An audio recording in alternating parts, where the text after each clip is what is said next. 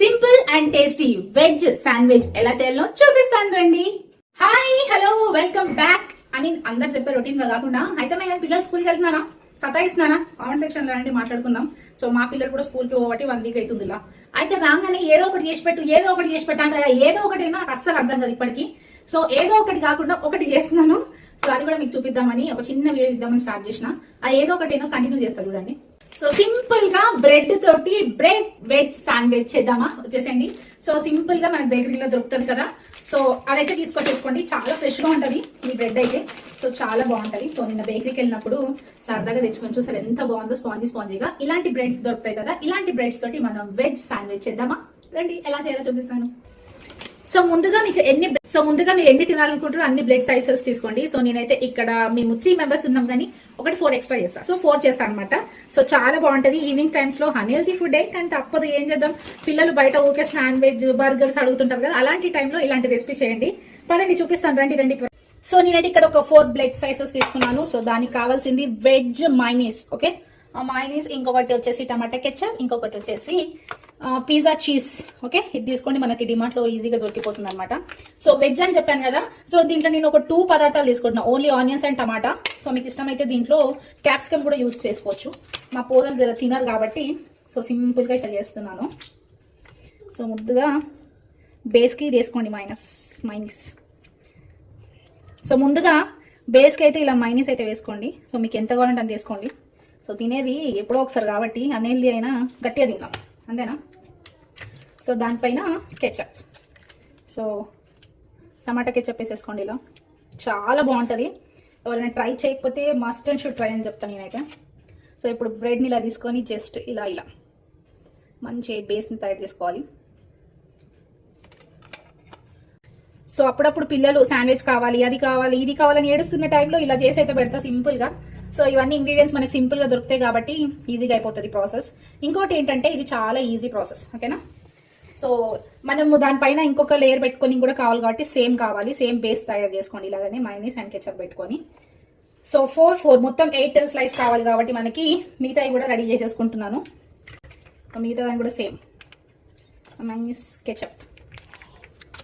So మీరు మీ పిల్లలకి ఏం చేస్తారు, ఒకవేళ అన్హెల్దీ ఫుడ్ ఏదైనా పెట్టాలనుకుంటే ఏది ఎక్కువ ప్రిఫరెన్స్ ఇస్తారో కామెంట్ చేయడం అస్సలు మర్చిపోద్దు. కానీ చాలా ఈజీ ప్రాసెస్, చాలా జల్దీన అయిపోతుంది, ఎక్కువ టైం కూడా పట్టదు. జస్ట్ 5 మినిట్స్ అంతే. సో ఈజీగా చేసుకోవచ్చు. మా పిల్లలు ఒక్కొక్కసారి ఏమంటారు ఈ వెజిటేబుల్స్ వేస్తారు, లేకపోతే లేదు.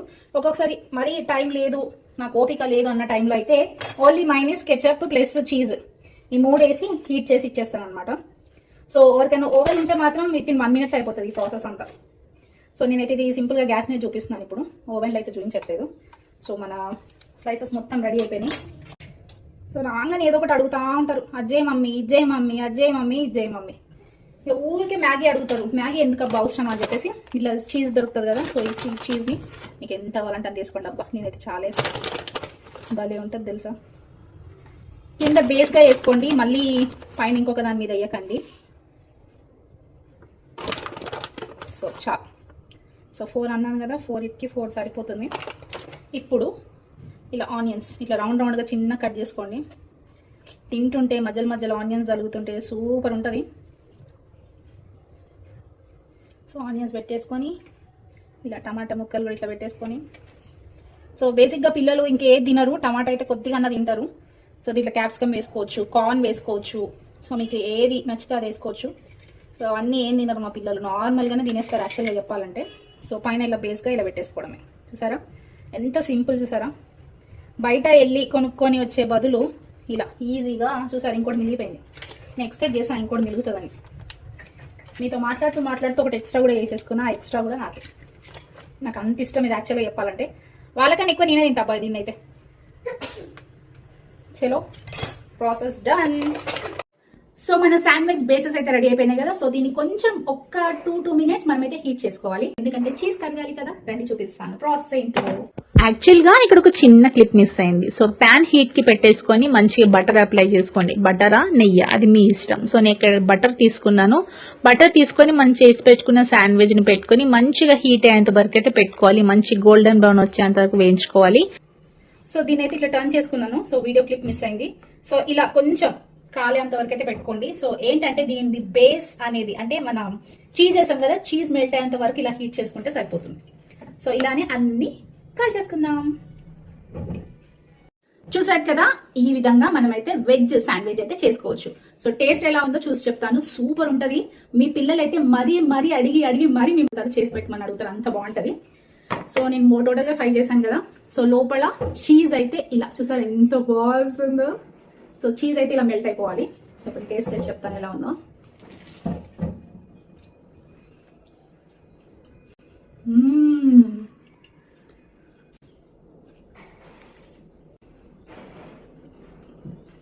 ఇలా చీజ్ వస్తుంటే తింటుంటే ఎంత బాగుంటుంది కదా.